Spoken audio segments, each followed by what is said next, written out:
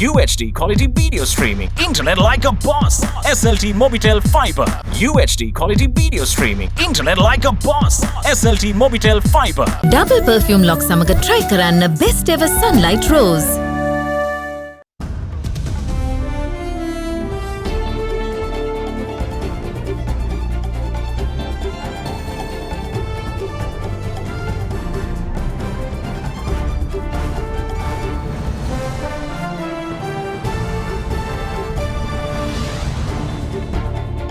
Tonight, give and take. The EU's Indo-Pacific envoy unveils its new regional strategy. I could have probably compensated it all in one sentence. Cooperate whenever possible, but protect whenever necessary. As local expert offers areas of cooperation. And if you look at the drug flows to this region, which is a very significant threat, and that concerns national security, at this point, the Sri Lanka Navy is ready to work with the European Parliament. On the way up, Sri Lanka posts record merchandise exports for 2021 and announces a tall order this year. Merchandise 15, merchandise and services 20. Groundbreaking. Sri Lanka's first coffee festival shines light on a possible new export cash cow. Sri Lanka hosts altitudes that work with latitudes for growing specific species that turn into some of the greatest high-quality coffees in the world. Hopes dashed. The Putlam High Court refuses bail for Hijaz Hizbullah despite no objection from the Aegis Department. All that and much more coming up on First at 9, this Friday the 28th of January 2022. 100ක් ස්වාභාවිකව ලබාගත් සාරයන් සමග නව life බොයි කෝමාරිකා. From AdaDerana, this is AdaDerana First at 9. Live from Studio 24 in Colombo. Good evening, welcome to First at 9. I'm Dham Kekanai. Now then, the island is aiming to hit $20 billion in exports in 2022 after reaching $15 billion once more last year, which had been a turbulent year for all sectors concerned. The island also managed to post record earnings in merchandise exports in 2021, breaching $12 billion for the first time. After 2016, Sri Lanka's merchandise and services exports across the next 3 years breached the $15 mark. After posting $15 billion in 2017, over the next 2 years, the figures were $15.9 and $15.8 billion respectively. As for merchandise exports alone, the annual figure was also on the rise, and by 2019, it came in at $11.9 billion. Then came the COVID pandemic in 2020. Merchandise exports slumped to $10 billion that year, with total exports dropping $12.3 billion. The pandemic has not left us, but just as some eminent professionals had forecasted, the year 2021 has shown great resilience in the island's export sector. Merchandise and services exports reached $15.1 billion for the year, even amid various restrictions put in place to curb the pandemic. Break it down further, and the achievement becomes more impressive. From the overall figure, merchandise exports have breached $12 billion for the year, a feat never before achieved by Sri Lanka. බිලියන 12.3ක් 2020 තිබිච්ච එක 2021 අපිට 15.1ක් කරලා ඉතිහාසගත කවදාවත් නැති අපනයන ඉලක්කයකට අපිට යන්න පුළුවන් වුණා. එතකොට අපේ භාණ්ඩ අපනයනය 12.14 ඩොලර් බිලියන තත්ත්වයකට ඉතිහාසයේ කවදාවත් නැති ගානකට ගෙනියන්න පුළුවන් වුණා.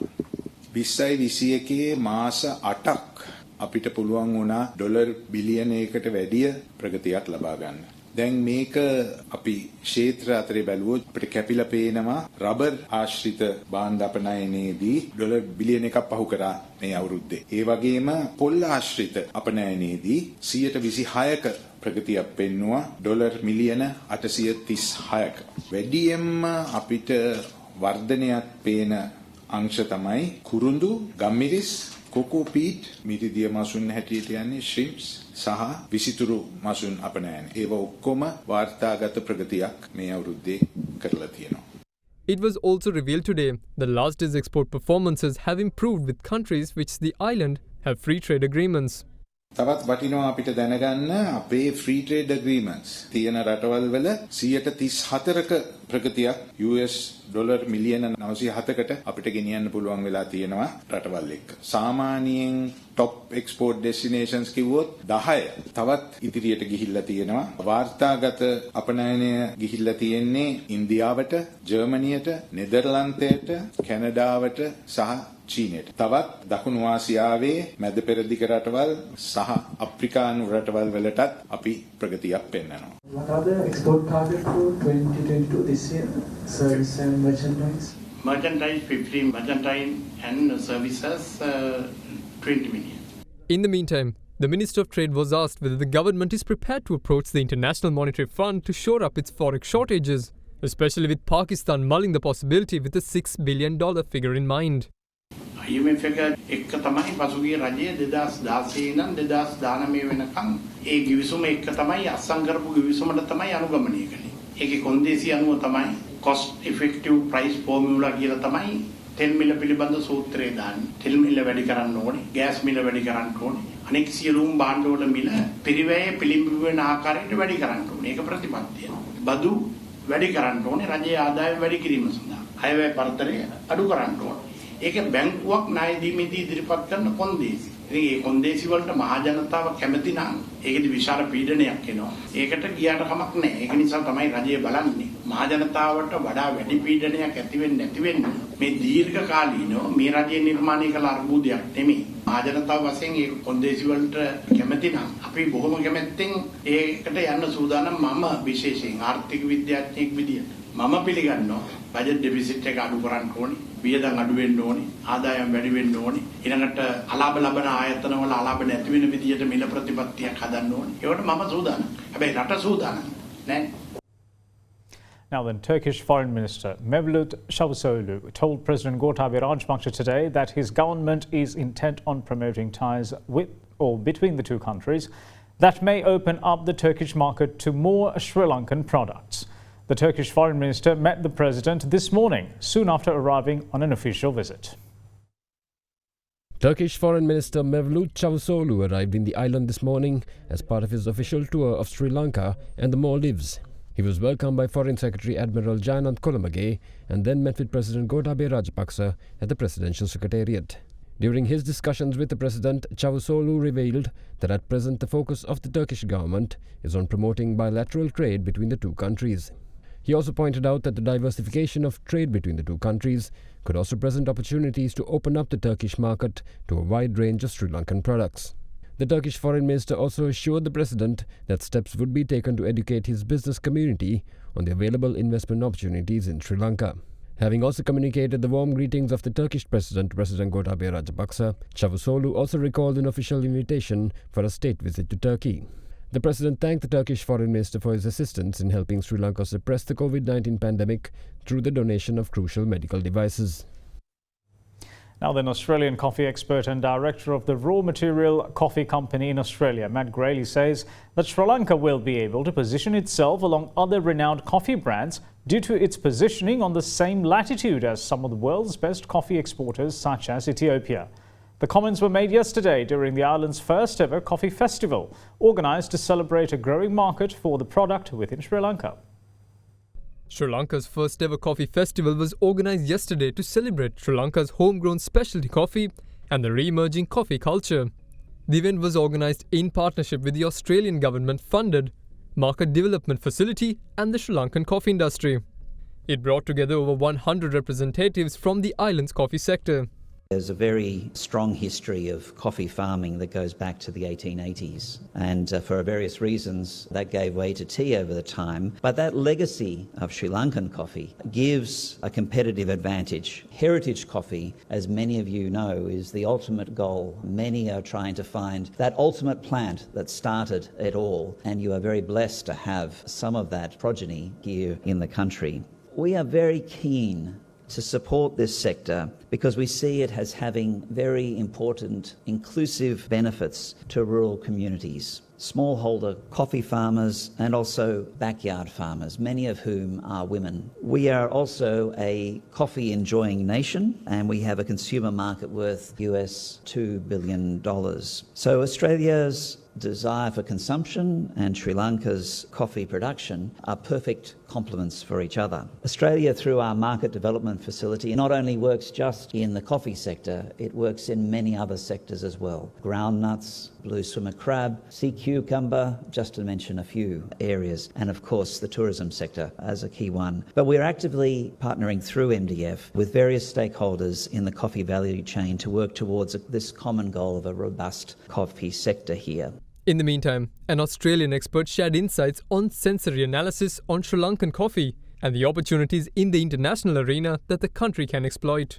Currently, you're in a very interesting situation, and that is there are really high internal prices for green coffee, and that is double what it probably will become across the next few years, and it will not last. Eventually, supply will increase faster than the rate of local demand. And when that occurs, the question is whether that price will fall to drop commodity market that fluctuates, that is a bit unstable, or are we going to very deliberately chart a course very carefully to the special green export market and capitalize on all those great advantages that Sri Lanka has. For example, its latitude. Sri Lanka actually shares the same latitude as the most famous coffee growing regions of Ethiopia.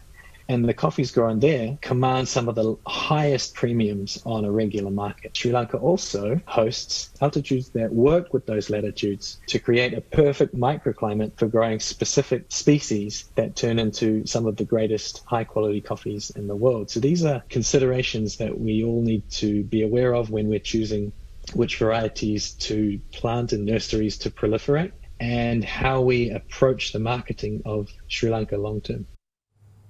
Director General of the Institute for National Security Studies, Professor Rohan Gunaratne, urges the European Union to help Sri Lanka tackle the issue of threats posed by non-state actors. His plea came during a seminar on the EU's new strategy for the Indo-Pacific region. Professor Gunaratne added that the Sri Lanka Navy is keen to work with the EU to combat drug and arms smuggling operations that have increased in the Indian Ocean. Also addressing the event, EU Special Envoy for the Indo-Pacific region, Gabriel Vicentin, stated that while recognizing Sri Lanka's regional strategic importance, the EU is keen to build on its cooperation, not confrontation policy with Sri Lanka. The world's focus is currently on the Indo-Pacific region, with the Indo-Pacific region and Europe accounting for over 70% of global trade in goods and services and over 60% of foreign direct investment flows. The region is increasingly becoming strategically important to the European Union. With that, the EU adopted its Horizon Europe strategy for the Indian Ocean region based on 7 pillars, namely sustainable and inclusive prosperity, green transition, ocean governance, digital governance and partnerships, connectivity, security and defense, and human security. With that, a seminar was organized by the Lakshman Kadirgama Institute for International Relations and Strategic Studies and the European Union yesterday, titled The EU Indo-Pacific Strategy Through Sri Lanka's Lens, Opportunities for Cooperation and Partnership. The event featured the European Union's Special Envoy for the Indo-Pacific region, Gabriel Vicentin, who outlined the EU's rationale for its interest in the region. The Indo-Pacific is not only the future, but it is already the present. It is where the world's center of gravity already is. Amid all this positive dynamism, the regional order is increasingly challenged. US-China geopolitical competition is intensifying, and we see the consequences of this around the world, but most sharply in this region. As EU, we have a vital interest that the regional order remains open and rules-based. And we have a big stake in region's future. Like others, the EU recognizes Sri Lanka's strategic importance in the Indian Ocean, which is a space not just of geopolitical importance for the region, but also for global international trade. For this, a multilateral approach can guarantee stability. These, in a nutshell, are the reasons why we want to step up our Indo-Pacific engagement and be visible on it. Our strategy with everybody is one of cooperation and not of confrontation. The EU does not seek to take sides or join as an additional competitor in the power game in the region. But on the contrary, the aim is to build bridges and strengthen the resilience of our partners.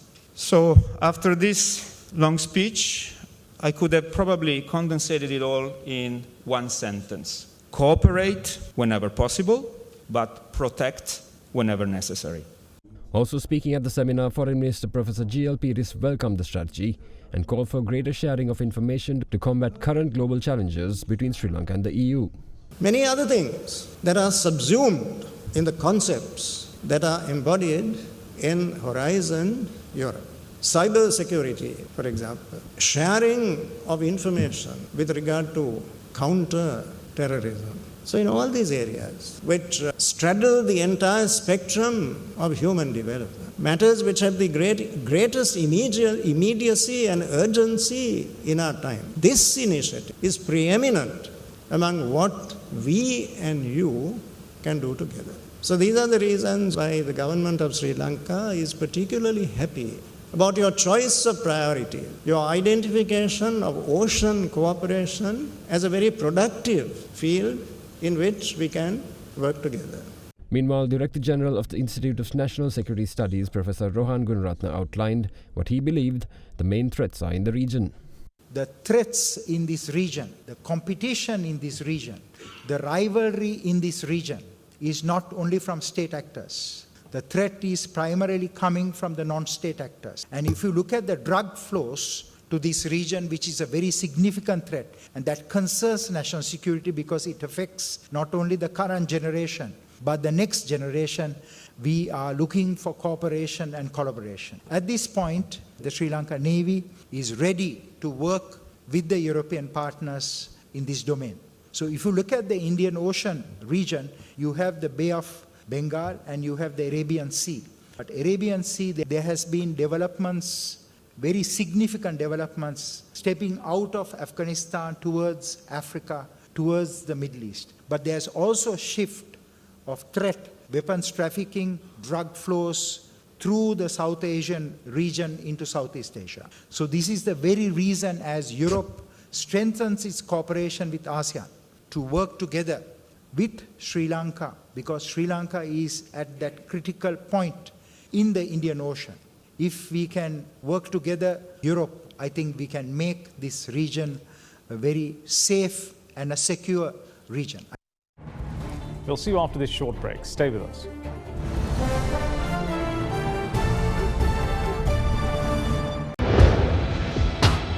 Big Three.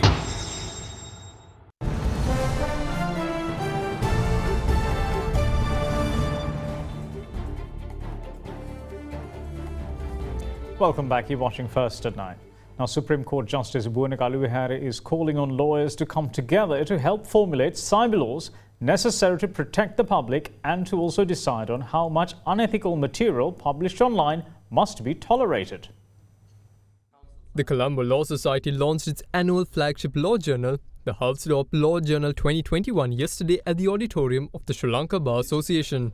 The ceremony was held under the patronage of Supreme Court Justice Buwanakaluwihara. It carries a critical analysis on the existing laws and much-needed reforms of certain laws. The implementation of the recommendation of the final report of the Commission of Inquiry to investigate and inquire into and report or take necessary actions on the Easter Sunday attack on the 21st of April 2019. It also refers to an article where we need to take a fresh outlook on whether newly enforced acts have achieved what they were set out to do, in particular the Inland Revenue Act number 24 of 2017. There are articles on comparisons between our law and the standards set by other jurisdictions and international systems. A progressive outlook on the interpretation of certain laws in today's context. One issue that we will be facing is, can we consider Uber drivers and pygmy drivers as employees? It is food for thought. A look back on the past cases that shaped our history. A range of the journal extend to private disputes and alternative dispute resolution. With interest, I also noted no less than 5 cyber-related articles. With the impending initiation of the digitization program spearheaded by the Ministry of Justice, we need to equip ourselves well in the sphere of cyber laws if we are to serve the community in attending to their needs from a legal perspective. One article that interested me most was seeking a balance between regulation of online falsehood and fundamental rights in view of contemporary global development. I'm sure this will be a thought-provoking topic for most of us. We know some of the material that is published online is not authentic or not strictly the truth. So we need to strike a balance between to what extent are we going to permit falsehood or inaccurate material vis-a-vis the fundamental rights enjoyed by our people, freedom of thought, freedom of expression, so on and so forth. Now then, the Puntland High Court today rejected the bail application filed by Attorney-at-Law Hijaz Hizbullah, who was arrested under the provisions of the Prevention of Terrorism Act. The bail appeal was taken up before the Puntland High Court, Judge Kumari Aberatma. The decision was given in a backdrop where the Attorney General had informed the Court of Appeal that he would not object to a bail request by the suspect. Today's High Court decision is the second time the suspect's bail request was turned down. The detractors of the Prevention of Terrorism Act and various international agencies have been calling for the release of Hizbullah. He was arrested on the 14th of April in 2020. The Amnesty International says that Hizbullah is detained on what it calls trumped-up charges under the Prevention of Terrorism Act.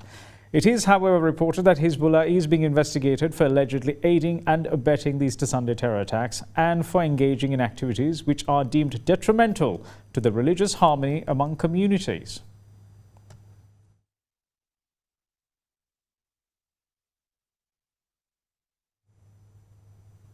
The police said today that a special traffic plan will be in operation in and around the Independence Square in Colombo due to the rehearsals for the upcoming Independence Day celebrations.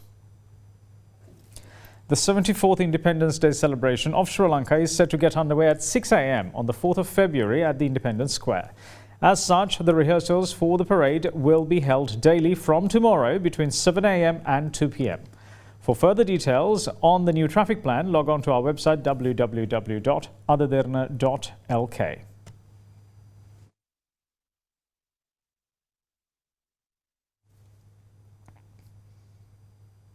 Now then, the Colombo port city is set to host the Derana Beach concert, promising an international level entertainment experience tomorrow from 4 p.m. onwards.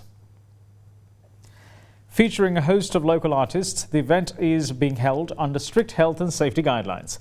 The Derana Beach concert will be the first public music event to be held at the port city's reclaimed beach and is expected to attract huge crowds tomorrow. This is the first time members of the public will be allowed to access the new Port City beach area. Tickets can be purchased through online ticketing kiosks and will also be available at the gate from 3 p.m. onwards.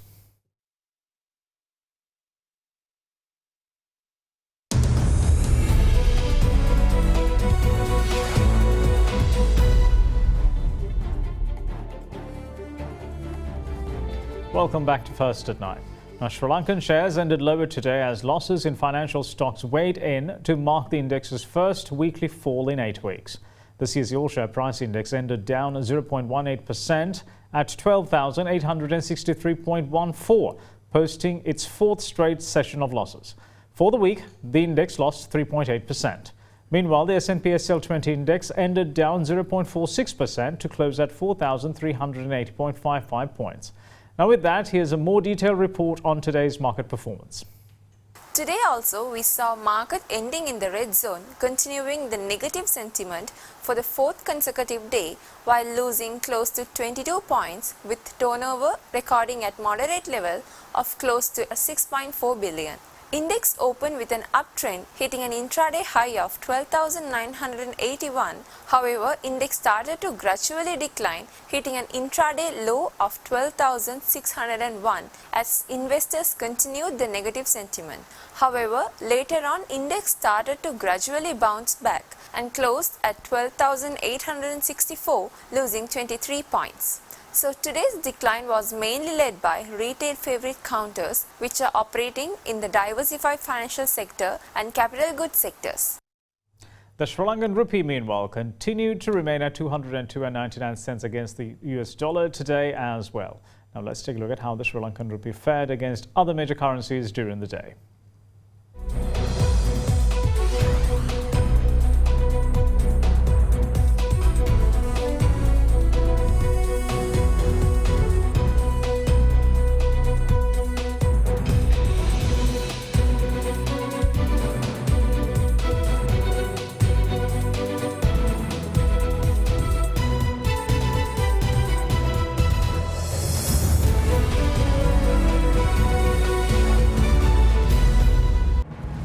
And that's it from all of us here at First at 9. Thanks for watching. Bye-bye.